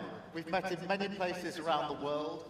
We were in Canada early this year together at the G7, and we decided to brave a walk around the forest when there was rumours of some bear lurking around. But Albo, it was really great to see you there. And this week, it's been a particular pleasure to welcome Albo to our country at the Global Progressives Conference on Friday as a key partner in standing up the divisive politics of the right, taking the fight for the soul of our countries to those who peddle grievance, armed with our shared values and our determination to deliver change. And then later on Friday to my home in Downing Street, where Albo came armed with cans of Albo beer. I kid you not. And now here in Liverpool, as part of our family, our sister party, a fellow member of this great movement. I am delighted because our two nations don't just share history and values, a monarch, and even a language, but Albo and I are actively working together to make our world more secure and to improve the lives of people in our countries. From our AUKUS partnership to the Australian soldiers who are standing shoulder to shoulder with British troops, training Ukrainians for the front line. From our free trade deal and our investment in each other's countries, creating wealth, jobs and opportunity, and boosting our economies.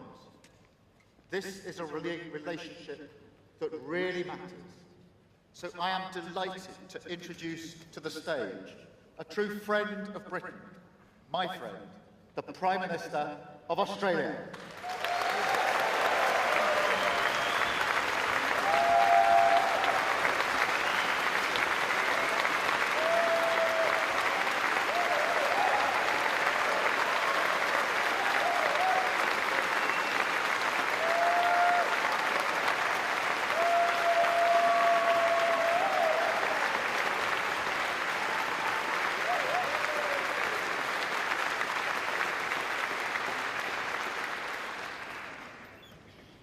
Thank you so much for that very warm Labor Party welcome. Here in Liverpool, we're 10,000 miles from where I joined the Labor Party, a long and winding road. Got that in early. But in our mighty global movement, you never walk alone.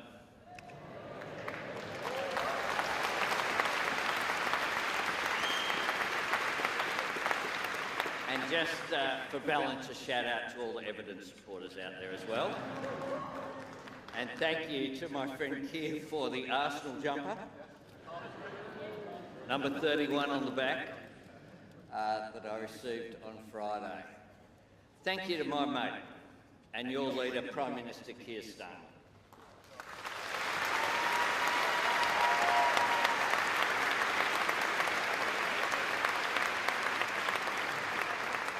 Thank you for the extraordinary honour of inviting me to speak to your conference, and thank you for your kind and generous introduction. Keir and I got to know each other pretty well during our time as leaders of the opposition, back when we thought that was the toughest job in politics. In opposition, I was always grateful for the chance to share ideas and compare notes.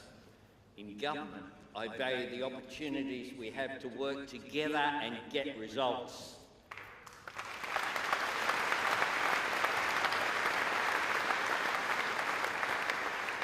To take action together on issues that really matter to our two nations and to the wider world. From standing together with the coalition of the willing to help secure peace on Ukraine's terms, to striving together to mobilise global action on climate change, to investing together so our citizens can build and crew a new generation of submarines through our AUKUS security partnership, and working together to break the cycle of violence in the Middle East and build something better by recognising the state of Palestine as a step towards the two-state solution.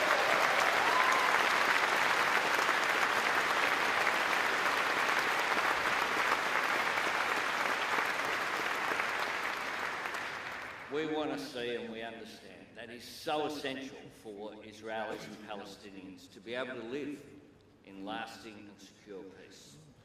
Can I also acknowledge a great Australian, a Labor legend, and my friend, the 27th Prime Minister of Australia, Julia Gillard, who's here with us.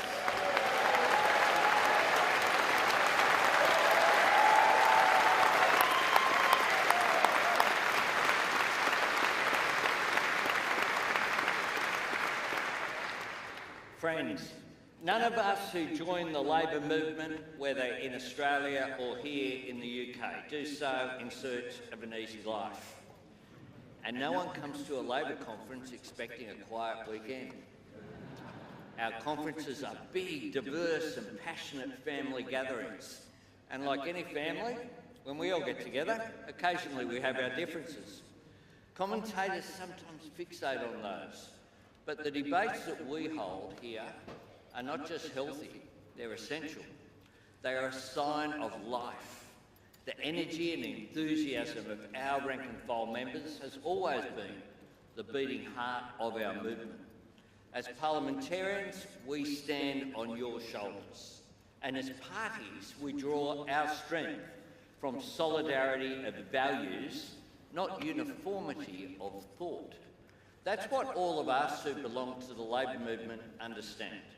The reason passions run high at our conferences is because we really care, because the stakes are really high, because what happens here really matters, because our conferences are about what we want for our respective countries. We deal with real issues, grounded in the real lives and aspirations of the people that we seek to serve. And just like Liverpool itself, this great city of creativity, invention and reinvention, our conference has always been a place for us to define our mission and renew our purpose. That is how we have endured and evolved. By having the courage to test ourselves, to demand more of each other, and by demonstrating to a new generation that we are alive to the challenges they face and engaged in the work of solutions. That's what both our nations did after the Second World War, when Clement Attlee and Ben Chifley and their Labor governments worked to build societies worthy of those who fought to defend the world from fascism and tyranny, by opening the doors of opportunity through education, by creating secure, well-paid jobs in manufacturing, by treating housing as not only the need but the right of every citizen, by making medicine affordable for all through Australia's world-leading pharmaceutical benefits scheme, and with the launch of that great pioneering endeavour in universal healthcare, the National Health Service. A promise that still binds, defines and drives both our Labor governments. That no matter where you live or how much you earn, you should be able to access and afford the healthcare you need.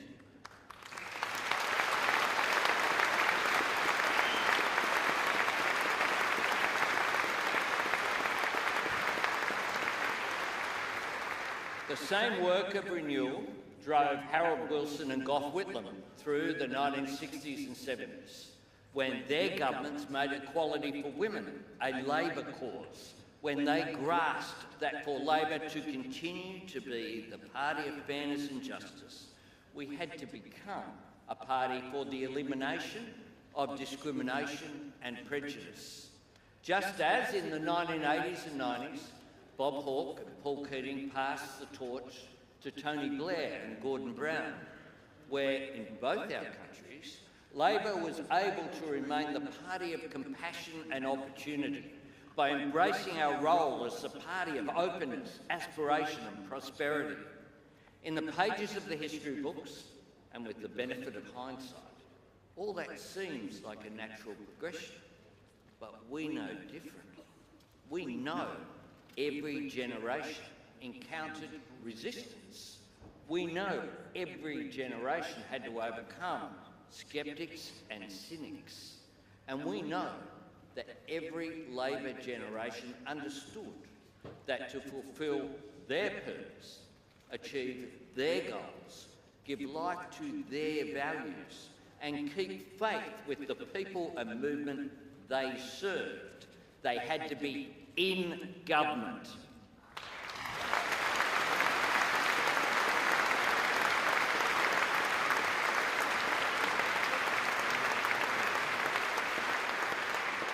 Government is where you get things done.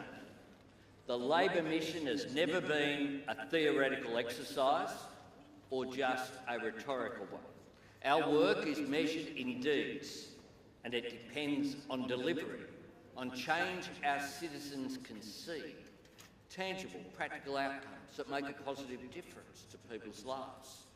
This is where all of you here in the UK had the most valuable resource for any Labor government, the asset every progressive leader in every positive and ambitious government wishes they had more of: time.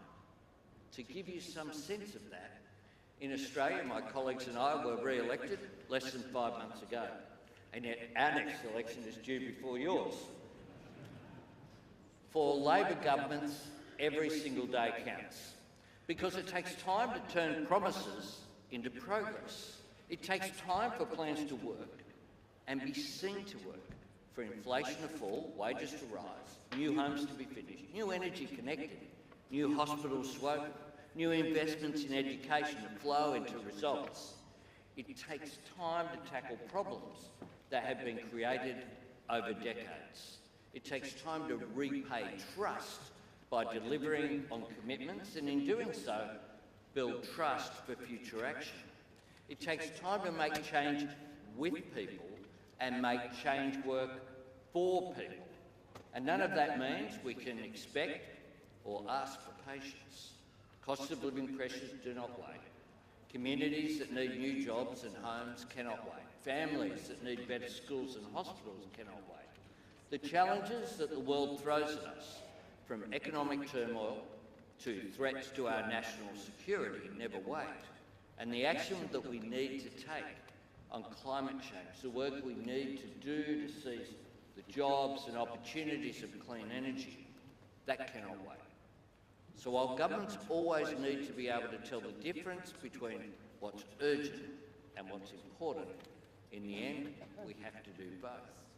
To take immediate action in a way that anticipates and creates future opportunities, to navigate stormy seas while always keeping our eyes on the horizon, and to bring both optimism and urgency to the work of delivery, to acknowledge the pressures that people are under, explain the causes and take action to help, to make it clear that while we cannot always predict or control the challenges we will face, we can determine how we will respond.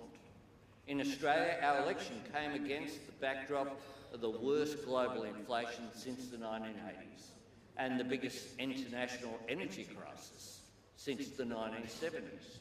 And there was no quick fix, no easy answer. These same circumstances had brought about the defeat of incumbents around the world, and had some predicted that our first-term Labor government would be defeated or reduced to minority. But one of the reasons we won re-election, and indeed were able to increase our majority, is because in difficult times we offered people real hope. We didn't pretend that we had solved every problem in just 3 years, but we could point to an economy that was turning the corner. Inflation down, wages up, unemployment low, and interest rates starting to fall. And we offered a second-term agenda that built on the patient and disciplined work we had done in our first term. A positive plan to cut taxes, boost wages, build homes, and make it easier to see a doctor for free. That is the work we are focused on delivering now. That's the essential task of every Labor government, to apply our timeless Labor values to the challenges of our time. And friends, in 2025, our values and purpose and effort are needed more than ever before. In an era where artificial intelligence is transforming our economies, we must stand up for secure jobs and fair wages. We must show our citizens that what Harold Wilson called the white heat of technology can forge new opportunities for working people at a time where young people feel the housing market is beyond their reach. We must build the new homes and create the economic opportunity that revives the dream of home ownership. For cities and regions on the front lines of economic change, we must invest in the education and training that empowers people to fulfil their potential. And we must build the clean energy that will power new jobs and industries. We approach this work with determination and with optimism, because all of these problems can be solved, all of these opportunities can be seized, but only if our people continue to see our institutions as the best way to make it happen. We all know this is a time when trust in governments and institutions is under challenge. We all sense this is an era where our capacity for peaceful disagreement is being tested. But what I see here in UK Labor, under this man, this leader, this Prime Minister, my friend, is the same determination that I know lives in every member of the Australian Labor Party. An absolute resolve to stand together and defend democracy itself.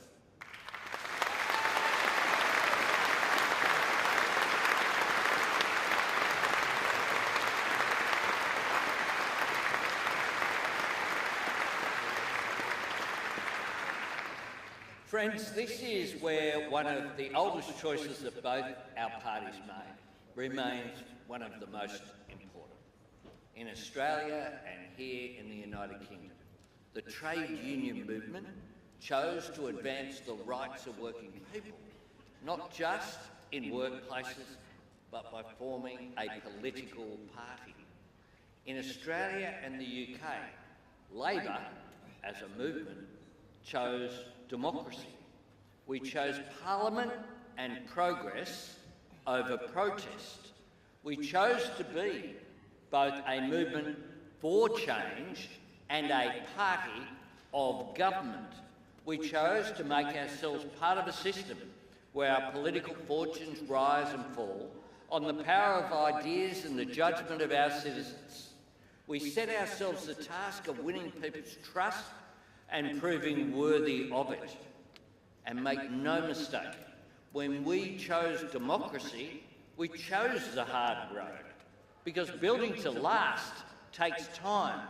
Delivering change is more difficult than just demanding it. Working within the system is tougher than railing against it. And creating solutions requires more of us than just shouting slogans. In a democracy, being a party of government means grappling with uncertainty and complexity.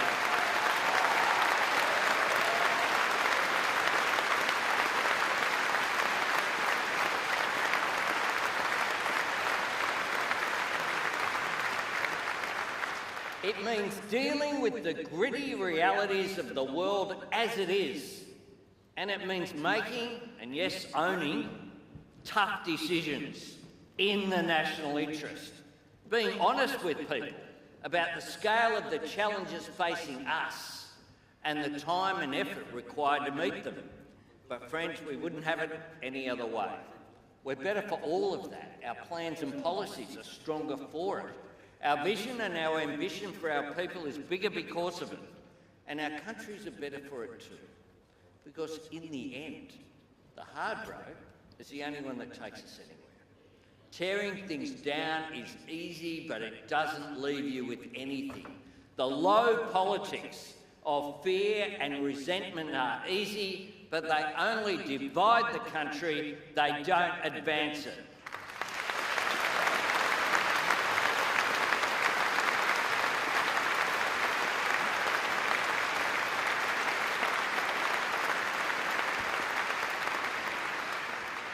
The things worth doing are hard, and things worth doing are worth fighting for.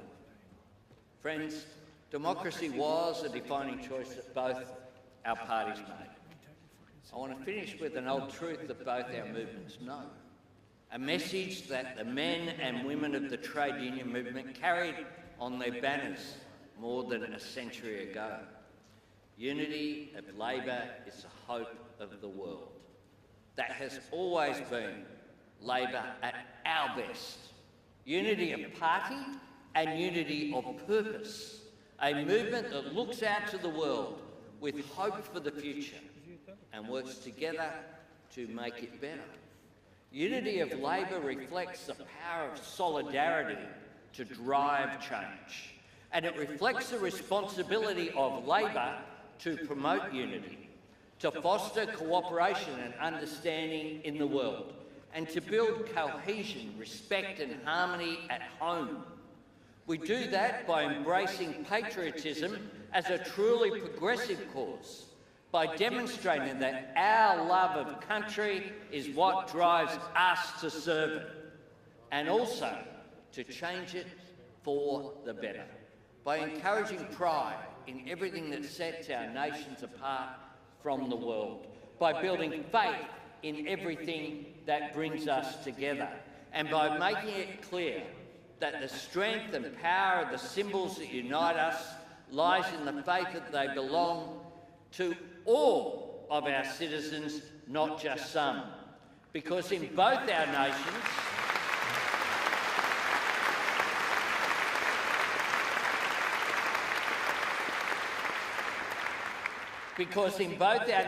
our democracy, our laws and our values are for all of us to take pride in, for all of us to protect, for all of us to build on. Unity of Labor is the hope of the world, and in that spirit of hope, unity and solidarity, I wish you all the very best for an absolutely fantastic conference. Thank you for having me.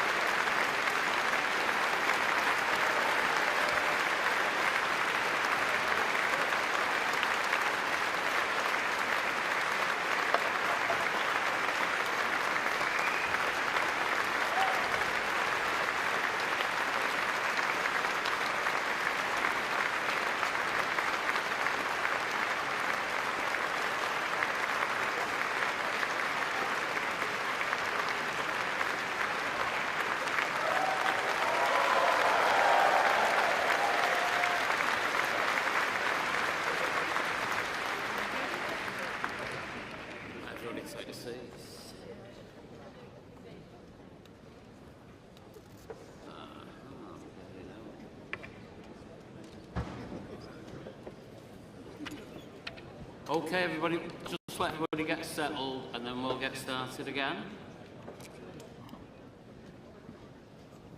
Settling could take a while.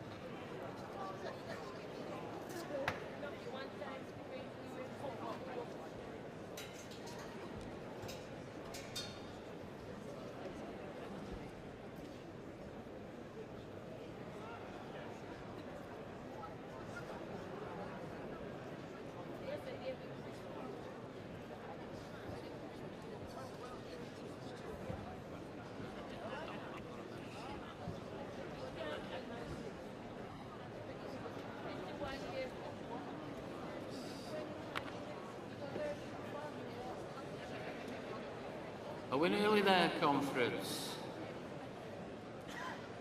I'm sure there's seats for everyone. Come on.